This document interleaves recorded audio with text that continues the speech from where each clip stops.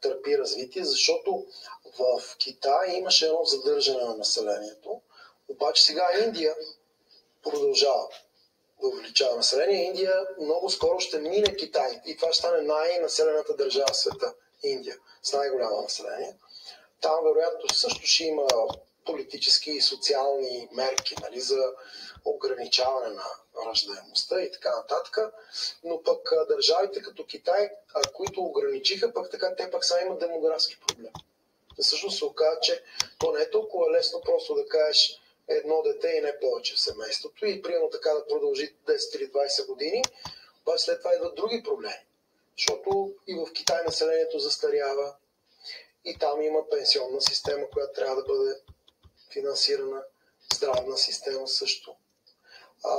В Китай също на пазара на труда започва в момента да се говори. Китай доскоро въобще не говориха за безработица там. Това беше непознат феномен. А сега изведнъж може би им се налага да кажат, ама той тук има хора, които или не искат да работят за какво и да е и за колкото и да е, или пък има хора, които не могат да намерят реализация със своите умения. Така че там има други вече проблеми, които не са само за ограничаване на населението. Значи това не е единственото, което трябва да се прави. Така да се взимат решения, да се налагат рестрикции. На финала на нашия разговор, господин Галабинов, най-трудният въпрос, разбира се, не пропускам да ви го задавам, но пък вие сте специалист, можете да дадете ценни съвети. Как да се справи българското население в тази инфлация и в тази трудна зимна ситуация? Това включително и към себе си го адресирам. Спасението е повече приходи. Като го казвам буквалния смисъл. Не, пестене. Не. Пестенето може да ни свърши работа за месец или два, ама не ни решава въпроса дългосрочно, а ние дългосрочно. Просто трябва да има повече приходи всеки. Да си помисли откъде може да извади повече приходи. С втора работа ли? С даване на нещо под наем ли? Нека да не забравяме, че една голяма част от хората в България имат собственост. Може да не е в София или в големия град, но имат. По цялата територия на България има собственост и то не движима собственост. И нека да помислят как могат да я оползотворят. Да я продадат ли? Да я дадат под наем ли? Да я стегнат и да я развиват като нещо.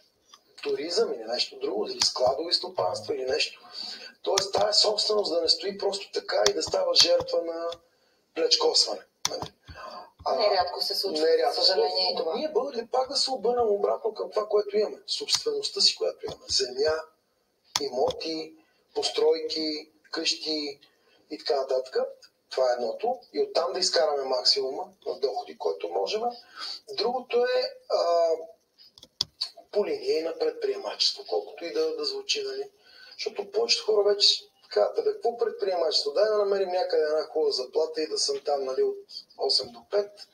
Ако мога в общинското дружество или в областната, или в кметството или някъде. Сигурен, но недостатъчен доход предвид ситуацията. Няма да бъде този достатъчен доход. Винаги държавата, общината там ще индексира, ще помага, но това винаги ще изостава. Тоест предприемачеството си остава начина, който по-бързичко да можеш да компенсираш тези разлики. А какво точно имате предвид? Всичко. Да започнеш бизнес, да се сдружиш с други хора, с които да можеш да правиш някаква взаимоизгодна търговия и дейност. Да се стремим да имаме доходи поне от две места. Поне от две места. Пак наеми, това е много съществено от нас.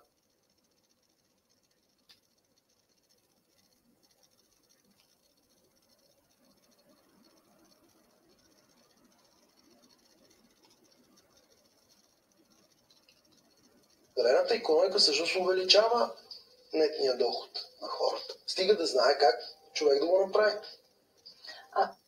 Вече живеят в удобство, че кой иска да води война? Европа 2 световни войни е виждала толкова много трагедии, сега да тръгне на война. Но тук трябва да обвиняваме Европа. Европа трябва да бъде единна. Единна и далече от САЩ. Аз не казвам, че трябва да бъдем също, нали, вагони и локомотива да бъде Русия, но Европа не е ли срамота, както каза господин Райчев, най-голямата икономика в света, има много, нали, демографски много силна. Вместо така силен. Дори Анте Шимунджо заяви, че е доволен от това, което са показали момчетата, защото в крайна сметка се стигна до дуспи, в които Андерлехт отстрани българския шампион, но предлагам да видим повече от Росен Станчев, защото той беше на място и преживя емоцията на живо. Лудогорец пази традицията да играе драматични матчове в Европа. Стигна до дуспи, но там се случи нещо много рядко виждано и в крайна сметка отпадна от Андерлехт. Не изпълнена до крайен предел, Лото парк Брюксел домакините вкараха още 13-та минута, когато шут на Слимани рикошира във Франко Русо и влетява вратата на Серджио Пат.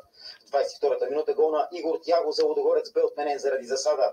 Контузии на Фон Витри и Бърнард Текпетей допълнително усложниха задачата пред българския шампион, а през второто полувреме Яри Вершерен вкара за 2-0 в 68-та минута. Лудогорец говори светкавично и 3 по-късно намали с гол на Тяго за 2-1. Така се стигна до продължения, а в тях още в 16-та секунда Десподов пропусна голям шанс да се разпише. Дойде и драмата с дуспите, при които първите 3 за Лудогорец, изпълнени от Пипо, Доминик Янков и Матиас Тисера, бяха спасени от вратарят на Андерлехт, след което българският шампион отпадна от турнира. Не е лесно за играчите. Важното е, че продължихме да се борим. Когато допускаме такива грешки, противниците ни се радват. При дуспите играчите са тези, които решават. Матчът беше емоционален. Не е професионален. Обаче не успял да прикрия марката. Това се коментира и се е снимало. Освен всичко останало, то струва, като го обърнеш в левове, към 8300 лева. Прекалено скъпо е, за да бъде показвано в момента пред публика. И освен това е западно, не руско. Или там от тия 6 държави, за които спомня, не от Мали, не от Никарагуа. Това е този концерт, който беше вчера, нали така? Бях чела за него, че е имало доста платена публика, обещавали са хранителни пакети, както и пари в брой на хората, които са там. И изрични предупреждения присъстващите на място да не са облечени с синьо и с жълто цветовете на Украйна. Да. Една тъжно смешна история за начина, по който Русия отчита своите военни победи в Украйна. Знаете, че американците предоставиха на Украйна тези системи HIMARS и всеки ден руското военно командване, руската военна машина информира за това колко от тях са били унищожени. В един момент обаче се оказва, че те са унищожили 250% от тези системи, които са получили от американците. Всъщност, какво се оказва?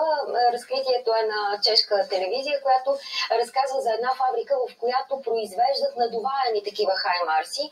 Те се правят от плат, изпращат ги очевидно в Украйна, те са на фронта, като целта им е да заблуждават врага. Една голяма част от отчетените като унищожени такива хаймарси от Русия са всъщност ето тези надуваеми машини. Не са ефтини, между другото, стрували около $20,000, обаче в същото време пък предпазват истинската техника, която е за милиони. И освен това, военните експерти казват, че вършат чудесна работа, защото пък и разкриват огневите позиции на врага, които после биват атакувани с истинските оръжия. Да, бутафорна история. Нелепа, смешно, тъжна история. Ето е фабриката, в която ги произвеждат. Правили по 35-40 на месец. И могат да ги унищожават после успешно. Да. Сега поглед към Турция и към поредната публикация, която задава въпроса, чудо ли е това или много сериозно строителство. Чичо Мехмет, това е разказа на вестник Хюрет, един от най-големите вестници в Турция. Чичо Мехмет от Кахраман Мараш черпи майсторите, вдигнали неговата триетажна къща. Всичко наоколо е срутено в квартала му, а неговата къща стои горе, оцеляла при 7,8 и 7,6. Преди опустошителните трусове, пенсионерът се е досвал на строителите, които са вложили 20 тона желязо в изграждането на неговия дом, което му излязло твърде скъпо. Той припомня разказ с бригадата, като е казал, искате да ме докарате до фалит ли при 20 тона желязо. Строителите му казали, вие сте в земетръсен район, така че това е цената и това е количеството, което трябва да се вложи. Разказва се тази история в Турция като пример за здраво, в случая по изключение строителство. Да, и като поредно доказателство, че един от проблемите и една от причините за толкова много жертви е именно некачественото строителство. Ще видим сега посланието на двама сирийски художници към всички, които са помогнали на Сирия в В тези първи дни след земетресението виждате върху оцеляла стена от иначе рухнала сграда се изрисували червено сърце и ярък контраст. Професор Калфинисис. То звучи както докторант. Ледът е свършил, поръчайте главо и продължете. Си малкото останали живи хора. Така започва историята на лъжемесията или антихриста. Той ще започне да възстановява баланса на земята, ще се опита да въведе ред в политиката и икономиката. И всичко това ще се случва във време, когато нищетата, гладът и недоимъка ще са навсякъде. Според преданията, лъжемесията или антихриста ще е обаятелен, красив и харизматичен човек. Той ще предложи начини за излизане от кризата, в която светът е изпаднал. Хората се успокоят, няма да се страхуват, че ще имат от глад, че няма да имат покрив на главата си и ще имат вода да пият. Докато в рамките на 3 години и половина, казва Свети Йоан Богослов, той ще възстановява този мир. Но толкова много ще се измори в един момент, че един ден той ще върви в своята градина и ще отиде към един извор. Ще погледне лицето си във водата и ще види своето измъчено лице. В мига, в който той види лицето си, ще се оплаши как е възможно да му се даде такава огромна власт и такава тежест, той да оправи света. И в мига, в който той получи този страх в себе си, обръщайки се с гръб към извора, Свети Йоан Богослов казва, че в този момент дявола ще влезе в водата и ще влезе в него. И това е мига, в който той ще е антихрист. Антихрист е имитатор. Антихрист е такъв, който иска да бъде възприет за Христа, но той ще бъде човек на сатаната, той ще бъде обладан напълно от падналия ангел, от дявола и той включително ще върши големи личби и чудеса, за да може да съблазнява хората по различен начин, включително може би ще си яви един голям миротворец, за да може да отклони вярващите от Господа. Всеки случай трудно ще си го представим като някакъв елементарен антихристиянски настроен автократ, като някакъв комунистически вожд. Трудно ще си го представим като някакъв водач на извратена антропологична секта, защото няма да могат да съблазни никоя. Ние сме предупредени. Той ще съблазнява. Това е най-така каверзно. Лъжемесията ще бъде онзи, който ще каже, аз мога да правя неща, които са по-важни, които са по-необичайни от тези, които са правили пратенците преди. По този начин те ще бъдат различавани. Тоест, хората, които са свикнали да живеят с вярата, хората, които са свикнали да живеят с добрите нрави, когато им се каже, че трябва да живеят по този начин, наистина те остават на позиции, на които са били. И хора, които не са били искани в техните отношения, в техния начин на живот, те ще бъдат лесно подведени. Имаше през поколенията различни хора, които представяха себе си като Машиях. Да говорим за всички, няма нужда. Машиях може сам да дойде и да казва. Трябва нещо да става, нещо трябва да случи в света и тогава ще знаем, че Машиях идва. Винаги гледам да уча нещата, които ще ми направят мене по-добър, а да не уча от лошите неща или нещата, които направиха лошо за нас или за целия свят. Има един разговор, който е предаден в хадисите с пророка Мохамед, който го пита кога ще дойде края на света. И той казва, че края на света ще дойде, когато хора без морални качества заемат властови позиции. Перефразирам естествено, но това е смисъла на посланието. Въпросът дали се е родил лъжемесията или антихристът вълнуват религиозния свят от хилядолетия. Защото във всички монотеистични религии се говори за него. Причината е, че след лъжемесията или антихриста ще се появи и истинският спасител, а когато той слезе на земята, ще започне страшният съд. И тогава ще се появи нов свят, нова вселена, по нови правила.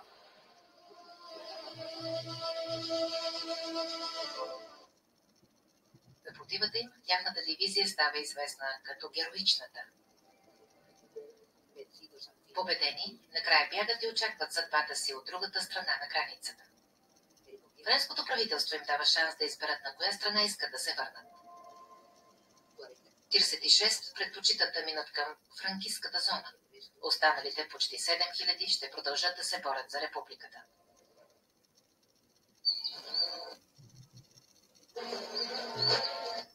Присъствието на органите на реда. Това обаче не прекъсна заседанието и не отложи темата. Кметът Костадин Коев поиска преждевременното отстраняване на управителя на болницата, доктор Танчо Гурдев. А предложението градоначалникът мотивира така. Без санкция на Общински съвет просто има изхарчени средства. Това, което знаем е около 120 хиляди лева и малко отгоре. През последните месеци целият екип на едно отделение напусна МБАЛ Велинград. В момента разбирам, че има и други лекари, които са напуснали МБАЛ Велинград и според мен има и некадрова обезпеченост. Присъстващите в залата защитиха управителя на болницата. Гурдев е млад, амбициозен лекар, който е помогнал на много хора. Всичките негови подчинени го уважават и обичат. Ние го подкрепяме, защото той застъпи някои хора, чието интереси ще засегне. Това е меко казано престъпно. В крайна сметка се стигна до гласуване. С 15 гласа за и 12 против. Предложението се приема. Доктор Гурдев не е изненадан от решението, но ще го обжалва. Засегнах интереси и спрях едно източване на болницата и застанах като камък срещу нейното приватизиране. Този камък трябваше да бъде отстранен. До провеждането на конкурс за избор на нов управител за поста бе избран доктор Заприн Пепелов. Ето какво още ще видите в България в 60 минути. Да очакваме ли още някой и друг ден зима и кога ще разберем от принципалисти? Ограничават паленето на огньова за сирни заговезни в неделя.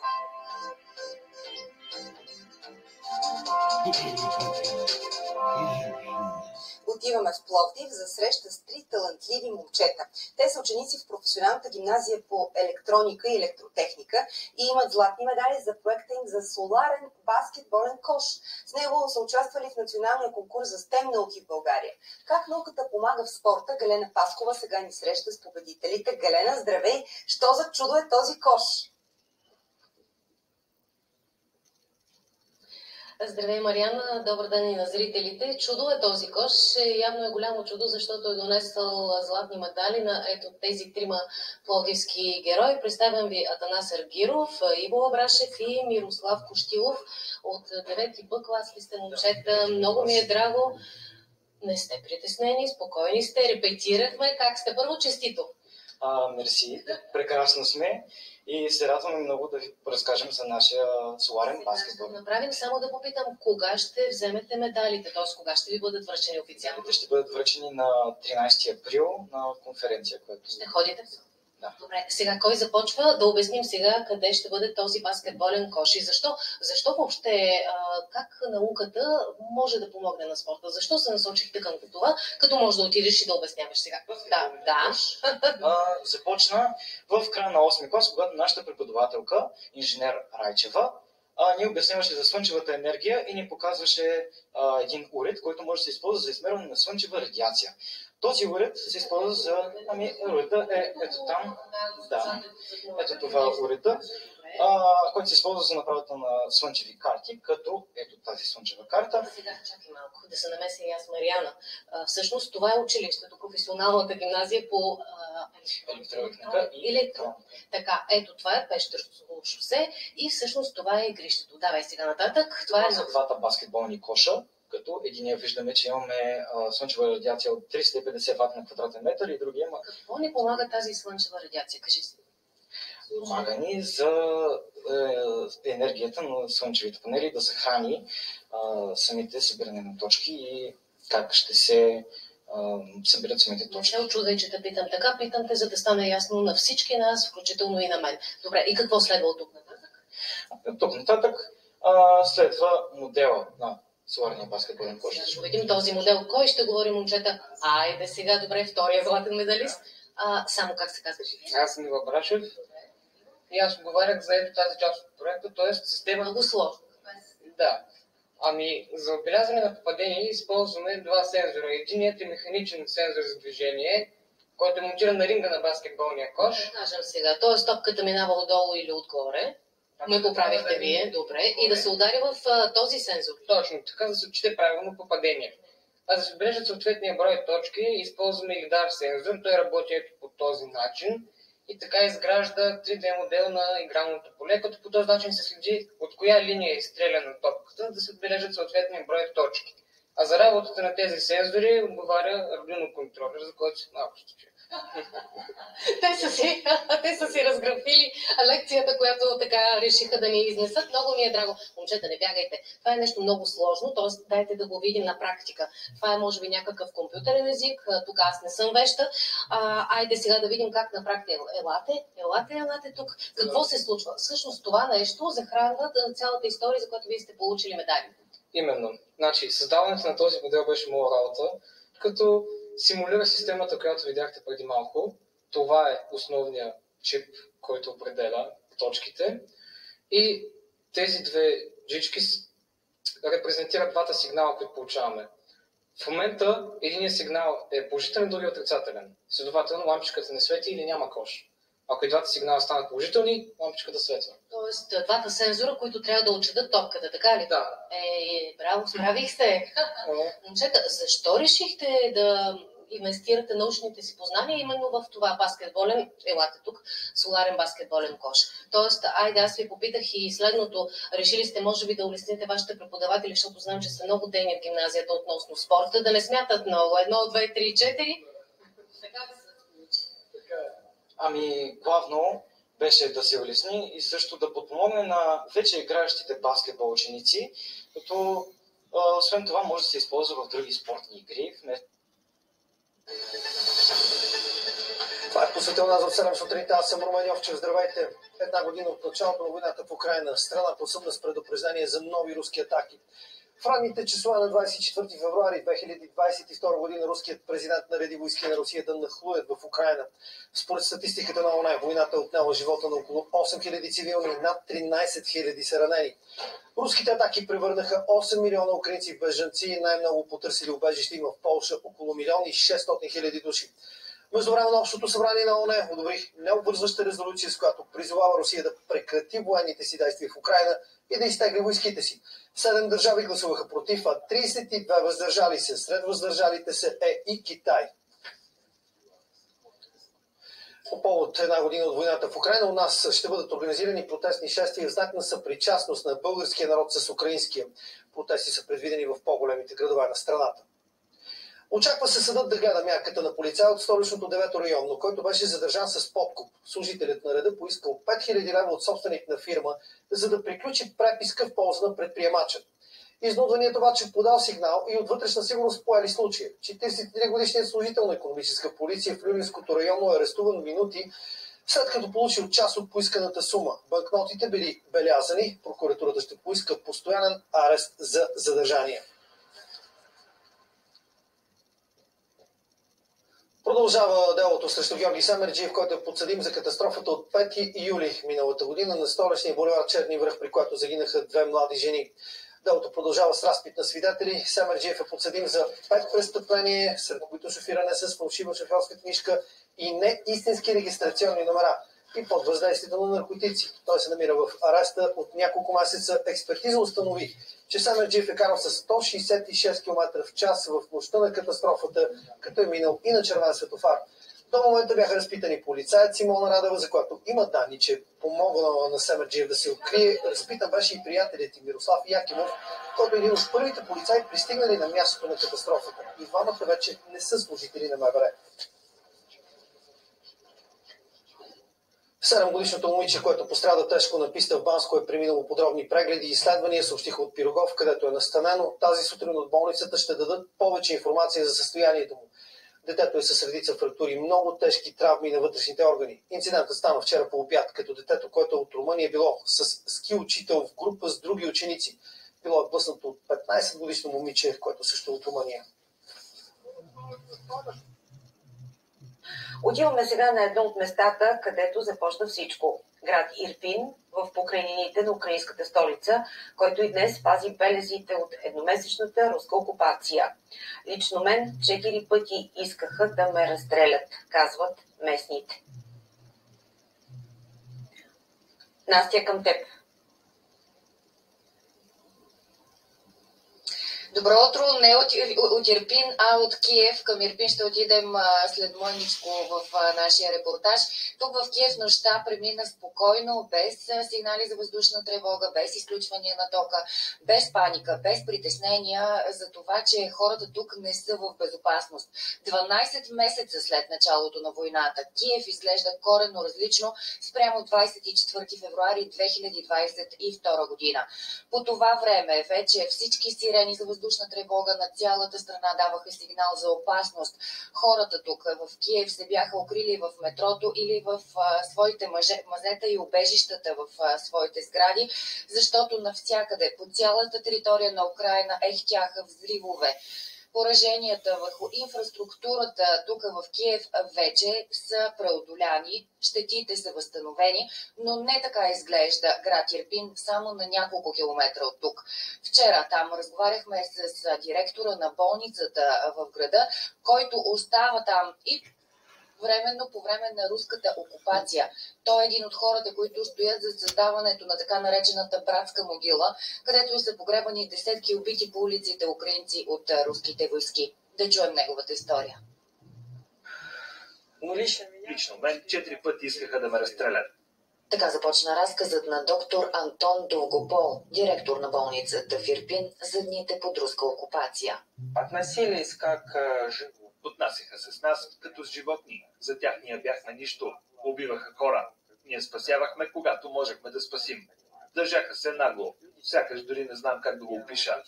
Човек не може да се държи така. Забраняваха ни да погребваме убитите. Стотици тела на мирни граждани са открити в Ирпин след руската окупация, продължила близо месец. Гледка, която шокира целия свят. Дни наред доктор Довгопол и други жители на градчето в покрайнините на Киев молят руснаците да погребат убитите на улицата. Лично видях как животни ядат тези тела. Бях свидетел, когато разстрелваха хората, опитващи се да се евакуират. Убиваха деца, убиваха бременни жени. На 10 март получават разрешение да погребат убитите в гроб, станал известен като братска могила. Когато вече знаехме, че ще можем да се евакуираме, просто не можехме да оставим убитите на улицата. Отидохме до блокпоста при окупаторите и след 4 опита те ни разрешиха да ги погребем. Представете си какво е да погребеш 67 души за един ден.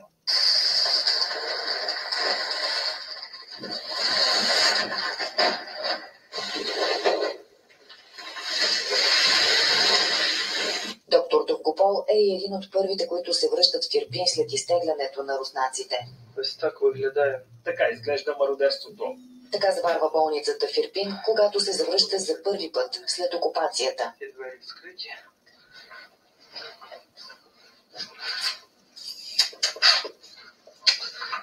По същия начин изглеждат десетки домове в Ирпин, обстрелвани, опожарявани, ограбвани след руската окупация. А днес животът се е завърнал в града. Болницата на доктор Довгопол лекува мирните граждани, а разрушените от войната сгради очакват жителите им да се завърнат и да построят живота си наново. През целия ден с оператора Александър Шопов оставаме тук в Киев, за да проследим как ще премине годишнината от началото на войната в Украйна. А вие не спирайте да гледате Евронюс България. Очаквайте специалните ни студия в 12 на обяд и специалното издание на Прайм Тайм до вечера с нашите включвания и с историите от войната. Благодаря ти, Анастасия Димитрова и Александър Шопов, специалните ни пратеници в Украйна, които ще включим и малко по-късно отново в Добро утро Европа. Една година измина от руското нахлуване в свободна и суверенна Украйна, много жестоки сражения на фронта в Донбас, но слаби изгледи за мирно решение. Въпреки неизпълнените първоначални цели, Москва няма намерение да се изтегли от територията на съседната държава. Съюзниците от Европейския съюз и НАТО помагат на Украйна да се защити, но се чуват и призиви да се преговаря за мир.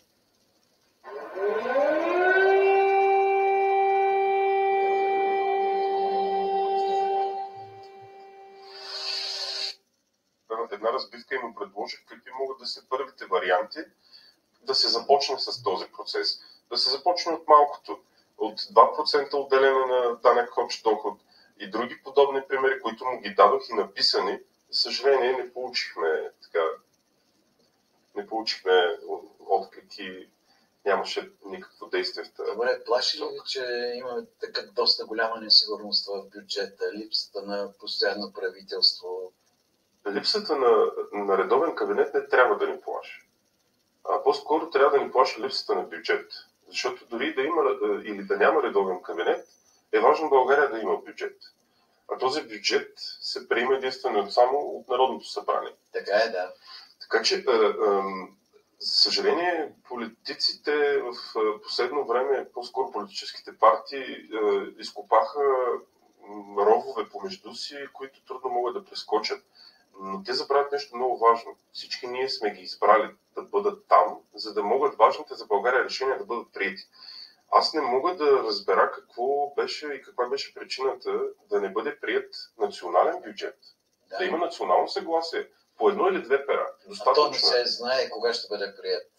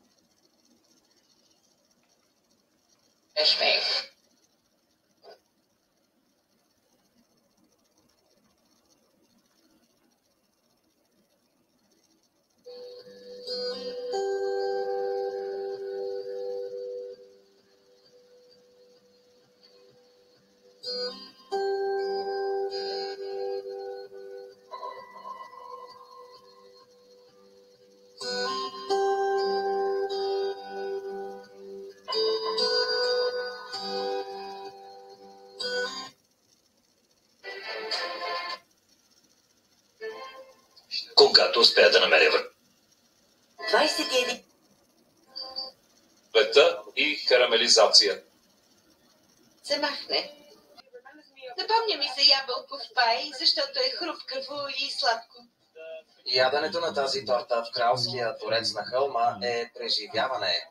Докосвате се до историята и вкусвате културата на хората тук. Будапеща не е столицата на уличната храна, но предлагането й расте, защото ефтините храни позволяват на предприемачите да печелят като този човек, който продава лангош, пържен плосък хляб с гарнитури. Лангош идва от ланг, което значи огън на унгарски. Бабите ни правили лангош на огъня. Някой казва, че лангош са произлезли от Османската империя, други смятат, че са наследство от Древен Рим преди Христа. Какъвто и да е произходът му, хлябът е преминал през приготвянето на огън до пърженето в олио. Днес лангош е кралят на унгарската улична храна през лятото. В еврейския район на Будапеща нощният живот е натоварен. Намира се извън централния бизнес район. На една от улиците се намира караван. Уличен пазар с лавки, където предлагат какво ли не и разбира се лангош. През лятото се пие бира и се ядат лангош. Лангош Машхоги е бил първият продавач в двора. Габор Алмаши напуска работата си, за да предлага традиционна храна. В Унгария има хранителна революция, защото се опитваме да обновим старомодните ястия и храни. Приятелят на Габор Шишлар прави по 200-300 лангош на ден. Най-търсеният е с чесън, заквасена сметана и сирене. Лангош се правят с просто тесто с мая. Оригиналните лангош се правили като хляб. Опитваме се да направим почти същото. Шишлар прави тестото на големи кръгове и го пържи за кратко. Ако тестото е хубаво, може да го изпържите. Отвън е леко хрупкаво, а отвътре е меко. Маже лангош с чесново олио. Чесънът прави лангош по-пикантни. Заквасената сметана ги омекотява. Накрая се слага сирене едамер, което е солено и остро. Трите съставки се допълват. Лангош е обикновена храна, но се прави трудно. И баба ми ги правеше така. Лесно се правят лоши лангош. Но никой не знае защо. Това е старомодна храна, но хората я харесват все повече и повече. Когато бях малка, често ядяхме лангош. Те са унгарски и се правят с чесън, заквасена сметана и сирене. Те са ми любимите. Има стотици разновидности на друг унгарски специалитет.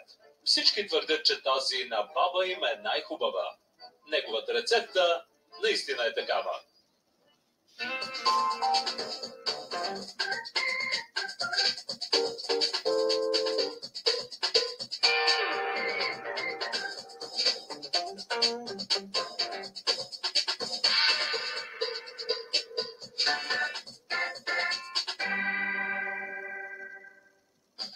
The cooking in here tonight is ridiculous.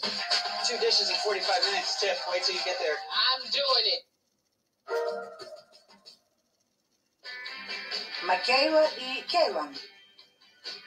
Добре дошли в Сейлън. Тимати Джеймс, тук ли си? Не сме чували и виждали Кейлан, откакто се появи с 9 часа закъснение в болницата оня ден.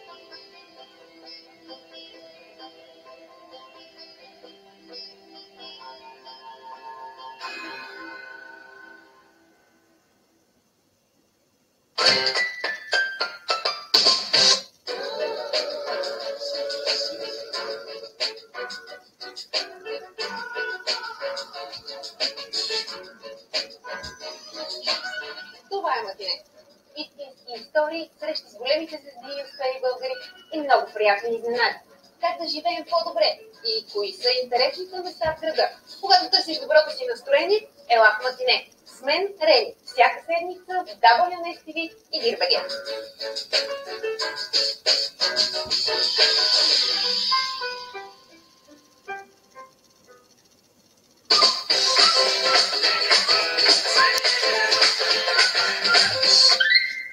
Дубай. Перлата на арабските емирства. Истински рай за екскурзии и почивки. Дубай Марина. Бурж Ал Араб. Мола в Емирейтс. Магическите градини. Пал Джумейра. Пазара на златото. Бурж Халифа. Танцуващите фонтани. И музея на бъдещето. Това е Дубай. Гарантирани места и цени. Резервирайте своята почивка сега в bohemian.bg или в офисите на туристическа агенция Bohemia. Най-добрият подарък за любимия човек е този, който ще накара сърцето му да забие по-бързо. Както и твоето. Вземи до 70% отстъпка за смарт часовници от нашата селекция. Само поискай А1. Трябва да боли главата. Аналгин действа ефикасно срещу главоболие, болка и температура. Сега и новият Аналгин Макс Ж. Разтворима форма с приятен вкус и по-силен обезболяващ ефект. Аналгин без болка. Животът е прекрасен. Аналгин и Аналгин Макс са лекарствени продукти без лекарско предписание за възрастни деца на 10 и на 15 години. Без употреба, прочетете листовките. С оптичния интернет от А1 отключваш много нови възможности.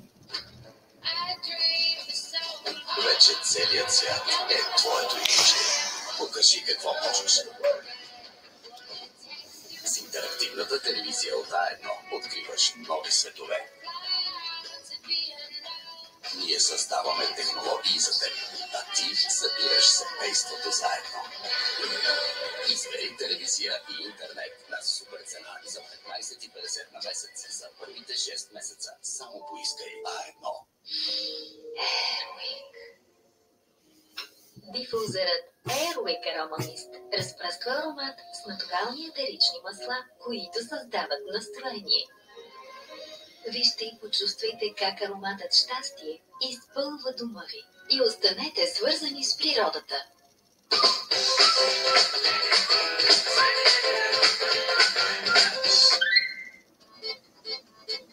Елате с Си и Дейв в Полша. Ако обичате колбаси, там ще сте като деца в сладкарница. Ще правим наденички в полската провинция с семейство, което ги произвежда от поколения. Ще посетим дома на меденките и музея на Коперник, който промени възгледите ни за Вселената. Заедно с рошавите рокери ще опознаем полските ни приятели. Ще се забавляваме заедно. Ще има и мъжки сълзи в лагера на смъртта в Треблинка. Ще посетим корабостроителниците в Гданск, за да почетем мъжете и жените, които се изправиха срещу съветския режим и промениха Европа и света. Пътешествието ни ще приключи в затънтената Беловежка гора, където ще търсим билки, съставки на световно известна водка и ще готвим националното ястие на Полша Бигус. Не пропускайте полската експедиция на рошавите рокери. Неделя само по Солен Пепър ТВ.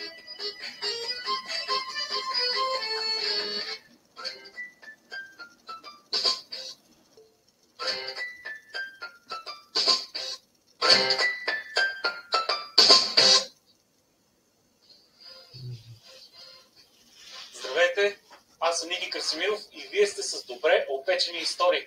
Едно предаване за много месо, огън и страхотни гарнитури към него. Днес моят основен герой ще бъде агнешкото. Избрал съм го, защото това е царя на българското месо. Всеки домакин, както и професионалист готвач, трябва да може да приготвя агнешко по съвършен начин. Затова днес ще ви покажа целият процес от обезкостяването до финала.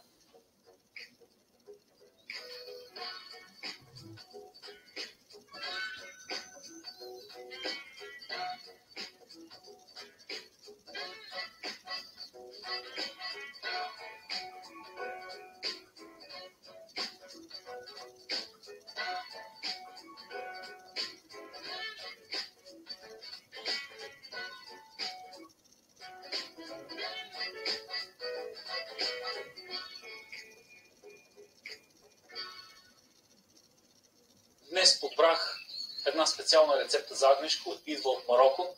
Мога да я нарека леко мароканска, защото гарнитурата ще бъде моркови с лек сос от тахан, а самото агнешко ще видите след малко как ще го овкуся.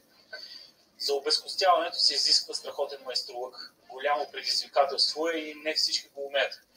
Не казвам, че аз съм обезкостил много агнета, но въпреки всичко съм внимавал в час. Това е задната част. Агнешки бут. По принцип има долу-горе сходство с агнешката плешка, която се пада от предната част. Тук има два кокала, които минават ето така, свързват се с една става и слизат надолу. Това е и целта. Ще премахна точно тях. Правя лек разрез около кокала. Използвам най-здравият нож, който имам. Касапски. Твърдо острие, защото със сигурност то ще се сблъска с кокала. Ножът ви трябва да е много остър. Иначе рискувате да се порежете. Минавам внимателно около кокала. Целта ми е да запазя месото цяло. Въпреки че заваля, след като започнах с обезкостяването, трябва да го завърша. Няма как. Когато говорим за агнешко, какво изискваме от него или какво търсим, когато пазаруваме агнешко? Търсим блестяща кожа, почти никакъв аромат. То това си зависи от дали е младо агнешкото или е съвсем старо. Колкото е по-старо, толкова по-тежък аромат има и толкова по-негодно за ядене става. Негодно, не знам защо употребих негодно, по-скоро изисква повече предподготовка, повече мариноване. Отделям месото внимателно и бих ви споделил, че когато го пека, аз търся вътре да е розово. Агнешкото месо или се готви много бързо, или се готви за много дълго време.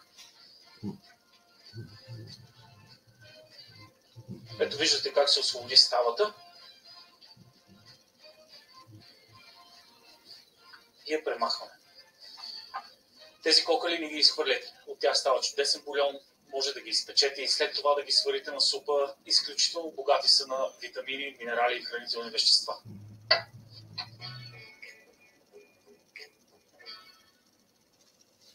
Месото вече е чисто от кокали.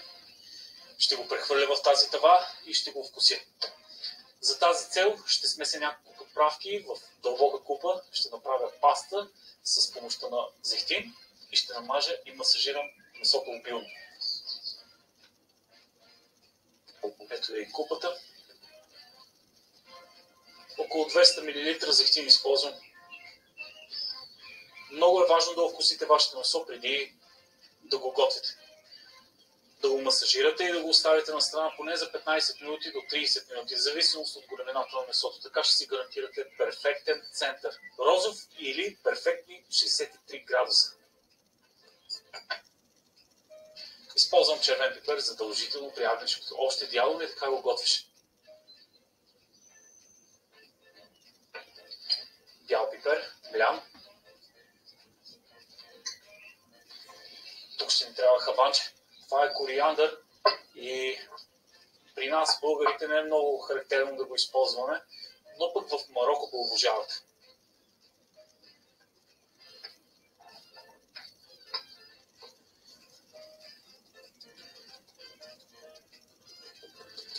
О, какъв аромат се отключи, просто невероятен. Напомня ми на стария салан Камчия, в който тази подправка беше изобилие. Сега обаче да се върнем към агнешкото, защото трябва да ви кажа, че е задължително темперирането на месото преди да го печете. Просто е от огромно значение. Колкото по-голямо парче месо е, толкова повече време трябва да стои навън, извън хладилника, с подправките. По-лесно ще се сготви, по-бързо, по-равномерно и разбира се, ще бъде вкусено абсолютно навсякъде еднакво. Това е достатъчно. Няма да слагам цялото количество, защото е прекалено много.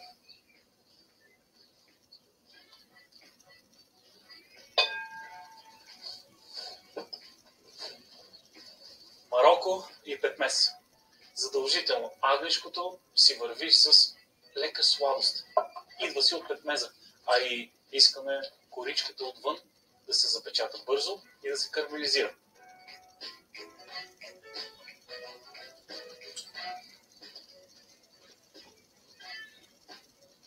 Виждате каква е текстурата на петмеза. Пастообразен.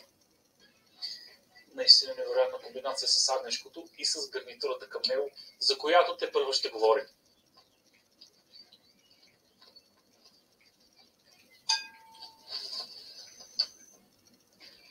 Разбърквам добре.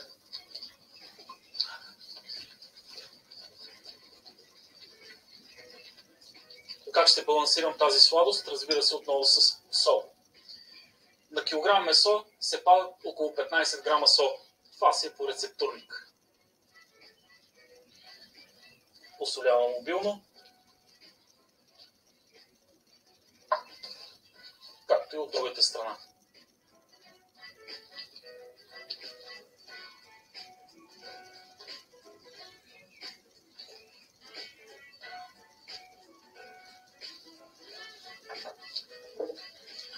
Разбърквам пастата до постигане на хомогенна консистенция и започвам да масажирам агнешката.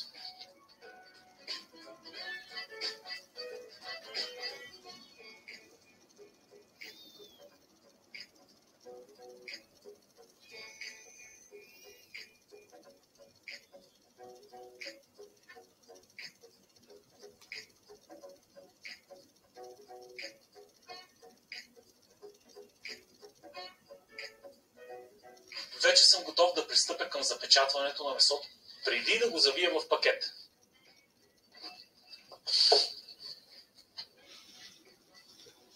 Барбекюто грее достатъчно. Ако вашата скара или барбекю е доста по-малък размер и не може да побере това цялото парче месо, разбира се, може да го отрежете на по-малки парчета. При мен такива проблеми няма. Затварям веднага, за да не избяга топлото. От всяка страна по 6-7 минути. Това е напълно достатъчно, преди да преминем към следващата стъпка.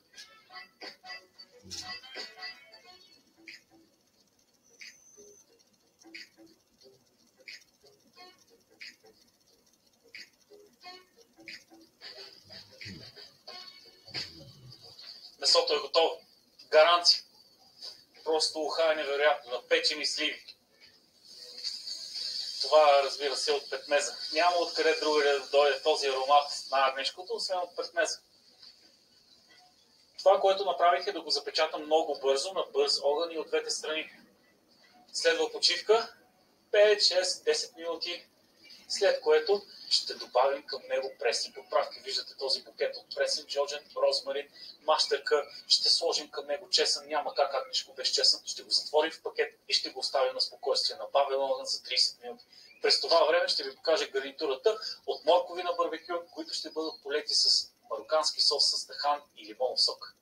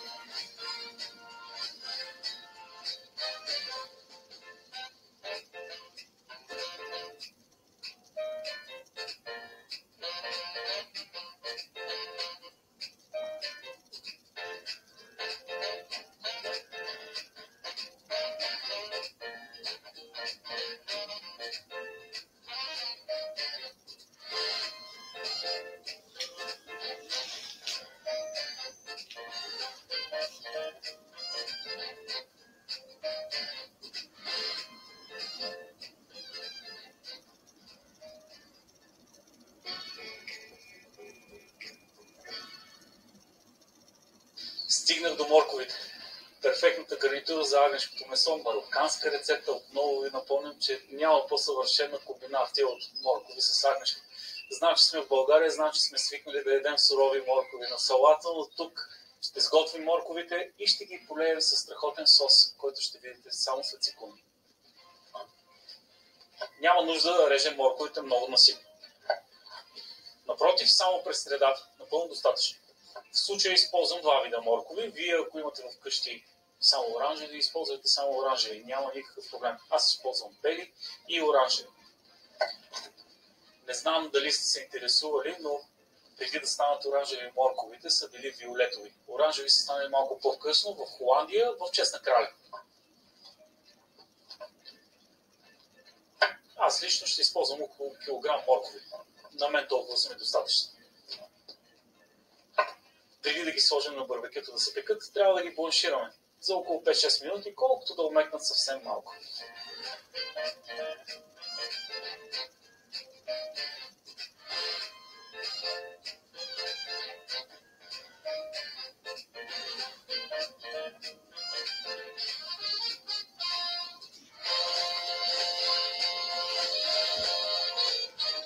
Морковите вече се бланшират.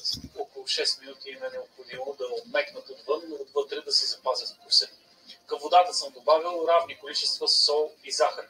Това е напълно достатъчно. За тези 6 минути трябва да приготвя соса, с който ще залея морковите. Започвам с цеденото мляко. Около 300 грама. Много лесен сос. Всичко се смесва в една купа, но пък финала е изключителен.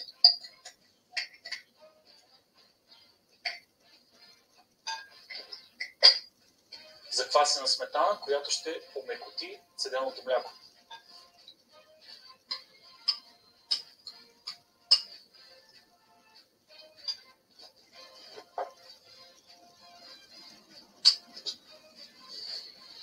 Разбивам добре. Трябва да се превърне в хомогенна смес. Без бучки.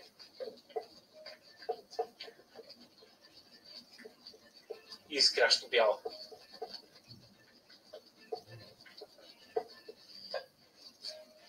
Лимонов сок задължително.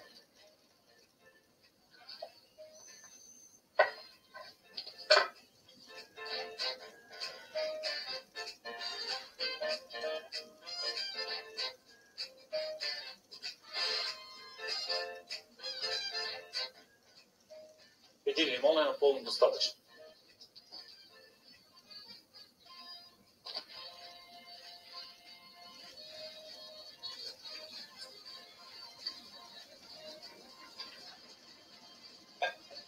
Продължавам с много пресни подправки. Копър, джожен задължително, защото това е гарнитура към агнешкото месо. Нарязвам го на много ситно.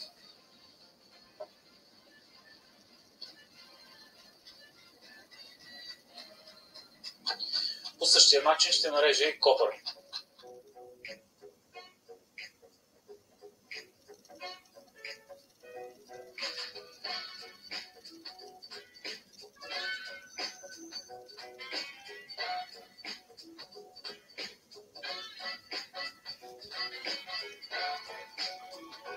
Свежите подправки са вече вътре в соса. Разбърквам, за да ги разнеса равномерно в соса и продължавам с сухите подправки. Пушен червен пипер, който има изключително наситен аромат и вкус. Различава се от сладкия пипер. Кимион.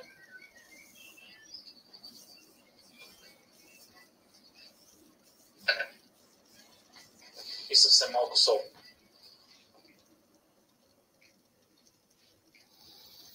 Разбърквам отново. И тук е момента за акцента в соса. Сисамовия тахан. 2-3 супени лъжици.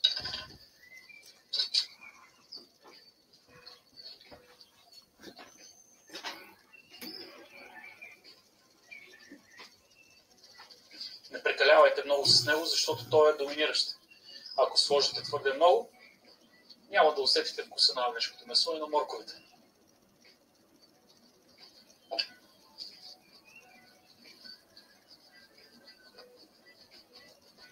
На финала малко печени орехи.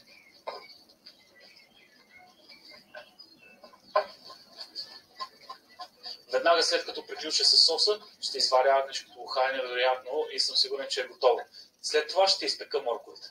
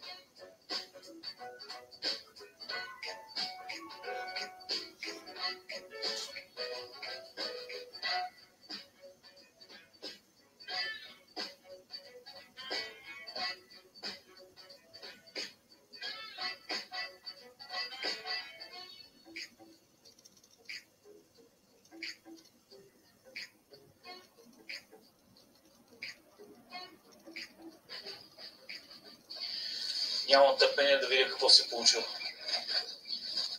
Направо късам хартията. Не може да си представите колко приятен аромат се носи.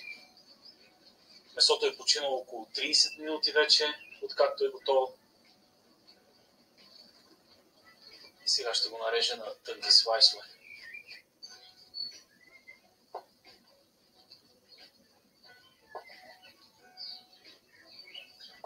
Не знам дали го виждате, но ето.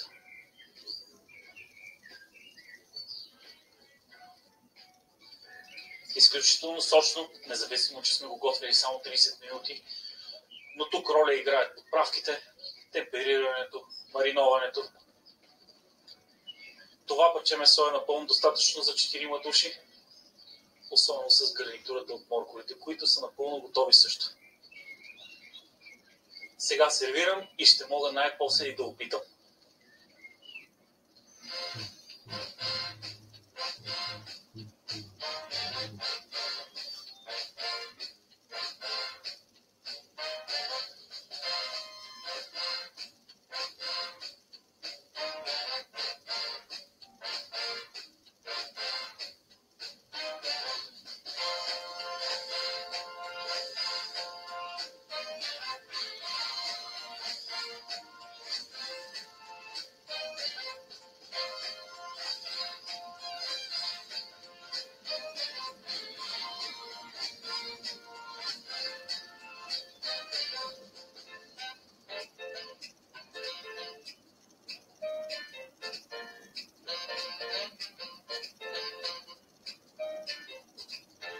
Агнешки бут на огън.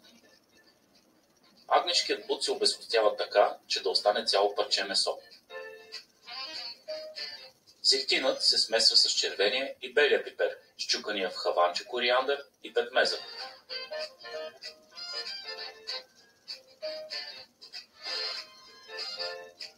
Разбърква се, докато се получи паста. Месото се обкусява с сол от всички страни.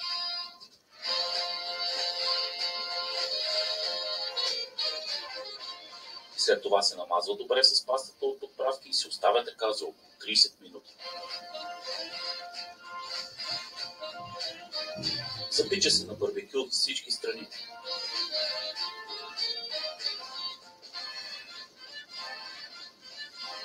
Докато хване коричка, след което се поставя върху лист хартия за печене.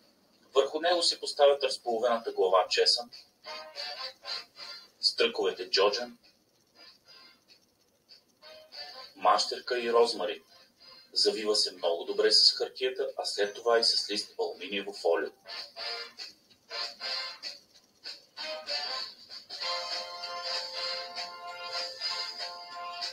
Връща се на барбекюто. Пече се до желаната температура. Оставя се да почине около 30 минути след изпичане и след това се реже на тънко. Поднася се полято с зехтин, поръсено с сол и с настъргана лимонова кора. По желание, разполовената глава чесън от печенето на месото се слага на скарата за секунди и месото се гарнира с нея.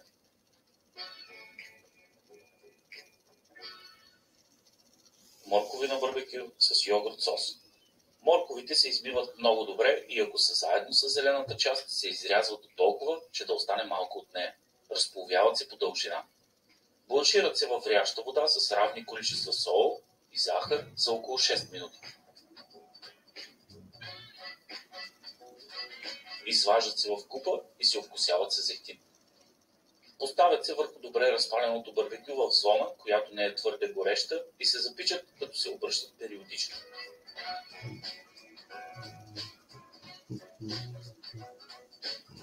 Междувременно се приготвя сосът.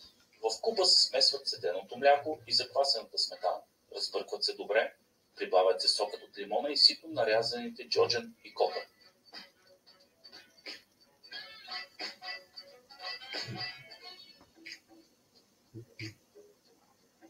Подправя се с пушен червен пипер и кимион. Прибавя се и сусамовия тахан. Разбърква се добре, докато се хомогенизира. Накрая се слагат и накълцаните печени орехи. Готовите моркови се подреждат в плато и се поливат със соса.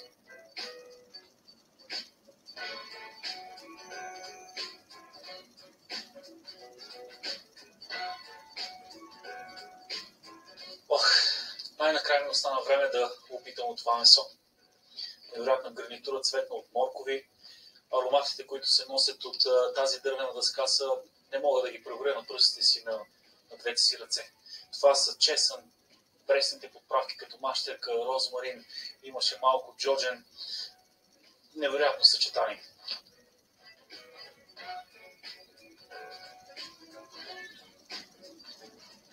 Месото е все още сочно и много крехко. Това се дължи на мариноването. Моля ви, следвайте тези стъпки и ще получите едно перфектно сготвено месо. До скоро и на здраве!